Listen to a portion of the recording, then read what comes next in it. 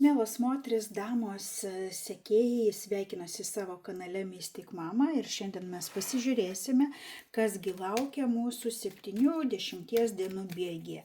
Primenu, kad šios energijos pradeda galioti būtent tada, kada pamatėte šį video, kada nusprendėte pasižiūrėti. Reiškia, prie datų čia mes ne prisirišame. Tada, kai jūs pasižiūrėjote, nuo tos dienos 7, kartais būna 10 dienų, kada aktyvuojasi būtent kortų parodytos energijos.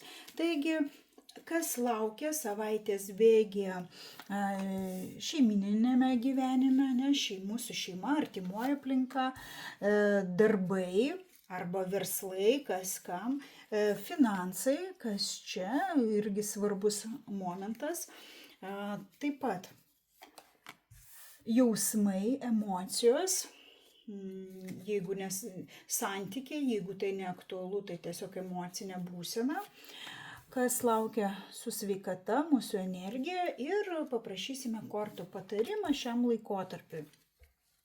Taigi, po vieną kortą. Taip, šeima. Šeima, dar iš karto čia ir norisi antrą. Aha. Šeimininis šeima ypač tikriausiai aktualu tiems arba toms, kurios turi vaikus. Na, čia bus tokie dalykai, žinot, reikia išsiaiškinti, reikia pakontroliuoti, sutikrinti, labai daug tokių kalbelių, galbūt kažkam bus susirinkimai, tėvų susirinkimai, ne, galbūt metų pabaiga ir reikalaus daugiau dėmesio, kažką tai vaikas arba nenueis į mokyklą arba praleis ar panašiai, kur reikės jums labai daug aiškintis. Šeimoje vyks daug tokių kalbų, galimai konfliktų arba sprendimų, diskusijų. Tai gali būti kažkas vėlgi susijęs arba su vaikais, bet žinot, tai gali būti labai paprastas, pavyzdžiui, ką dovanojam vaikui, ne, jeigu mes kalbam jau artėja kalėdos, ką perkam, arba kažkoks tai paskirstimas, arba nesutarimas, kaip reaguoti į tam tikrą situaciją, ar barti vaiką ar nebarti. Jeigu vaikai neaktualu, tai gali būti kažkas susijęs su kažkokiamis naujienomis, kažkas ateina, arba nauji vėjai, naujas projektas ir jums, na, vat šeimoje, ne, kažką naują jūs padarėte, arba čia artima aplinka. Kažkokia tai naujiena atėjo ir va, tą naujieną, ne, jūs aktyviai tarp artimųjų bendraujat, aiškinatės ir, na, norite išsiaiškinti. Kažkas kažkur tai ten gavo, ne, ir mes skambinamės vieni kitiems ir bandome, ne, išsiaiškinti, kas nutiko, kodėl nutiko, ar verta, ne, tai kreipti dėmesį ir panašiai. Arba čia gali būti naujiena, kad kažkas kažkur tai pakvietė, vėlgi į svečius. Kalbamės, kaip apsirengti, ką dovanoti, kur važiuoti, kas važiuos, kas nevažiuos. Va tokie, sakyčiau, darbiniai klausimai susiję arba su kažkokia tai naujiena, naujovė, arba su vaikais. Toliau, darbai, kažkam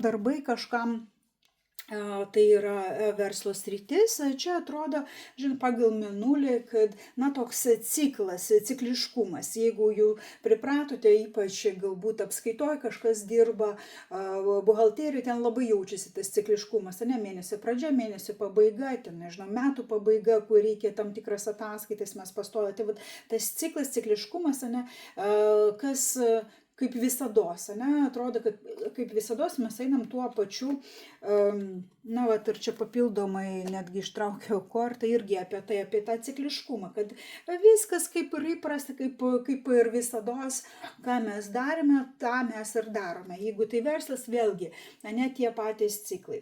Galbūt gali iškilti tam tikrą neaiškumą, ne, pagal mėnulį, gali kažkiek tai ir emocijos suveikti, toks padidintas emocionalumas, ne, gali būti, tai tiesiog stebėkite save, nepasiduokite toms emocijoms, o jeigu kažkas neaišku, neaiškumai, tai dažniausiai pagal mėnulį, tai tas neaiškumas ne iki galo, tai mes galime tiesiog nežinoti iki galo savaitės bėgi, ar mes parduosim ar neparduosim, ar kiek iš tikrųjų turėsim pardavimų, ar ateis klientas, neateis, tai va tas truputėlį, tas kaip ir nežinojimas, arba vėl, kai mes leisime reklamą, ar ji suveiks jau šį kartą ar ne. Bet cikliškumas ir tikrai gali būti truputėlį tų kažkokių tai nerimo, ne? Vėlgi metų pabaiga tai gali duoti savo. Kas susijęs su finansais, ne? Vat jeigu jūs nerimaujate, tai žinokit, viskas bus gerai su finansais. Dažniausiai korto laiškas kalba apie tai, kad į kortelę ateina tie finansai, jie bus oficialūs, tai pagal tuos susitarimus, kuriuos jūs ir turėjote. Tai finansai turėtų, tikrai būti, ateiti, vėlgi čia kaip ir kitoms sritims papildoma korta. Čia irgi tokios, žinote, emocijos gali valdyti mūsų, pergyventi, ar mums užteks ar neužteks, ir kaip ten su tais finansais, toks truputėlį emocionalus laikotarpis, kai kam gali būti ir dėl darbų, ir dėl finansų. Bet vėlgi čia viskas kaip ir suprantama dėl ko, nes toks, sezonas.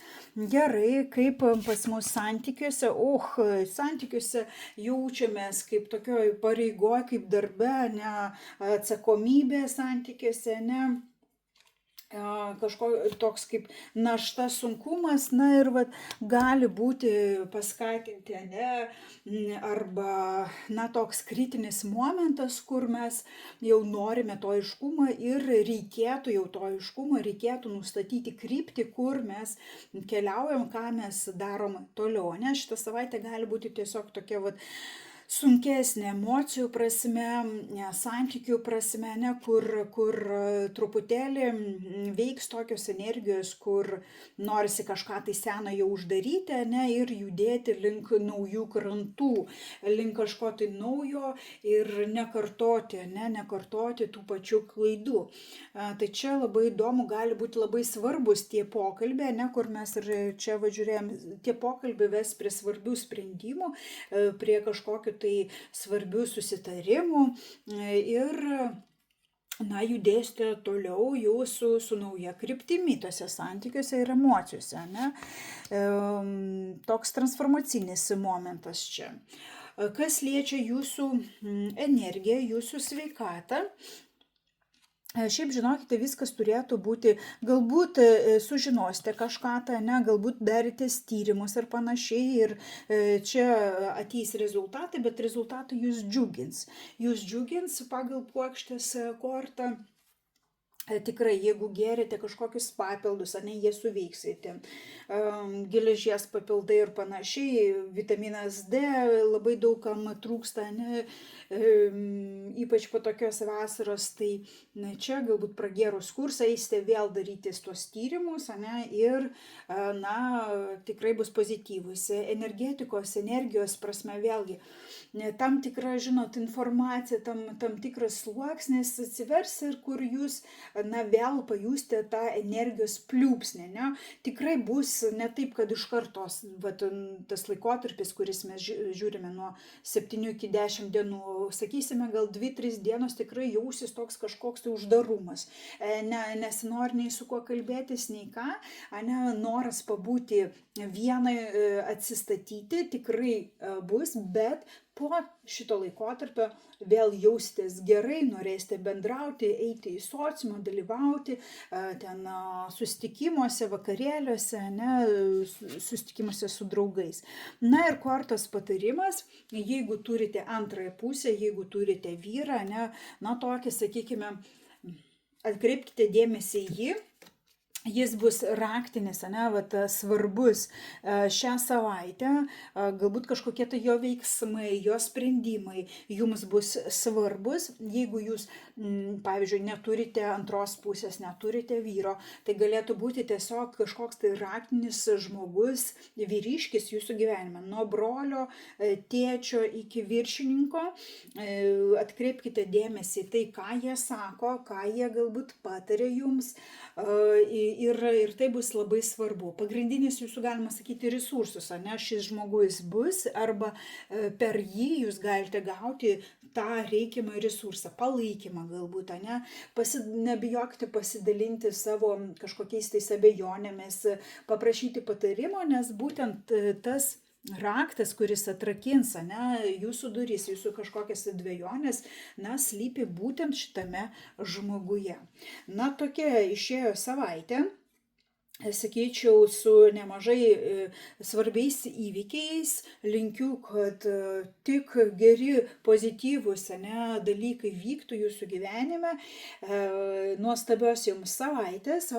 Ačiū už tai, kad prenumeruojate, ačiū už tai, kad esate kartu, už jūsų komentarus, laikus, visus paspaudimus, širdingai dėkoju. O jeigu norite savo individualios dėlionės, skirtos būtent jums, kviečiu ateiti į individualius skaitymus. Gražios jums dienos, gražios jums savaitės, iki pasimatymo.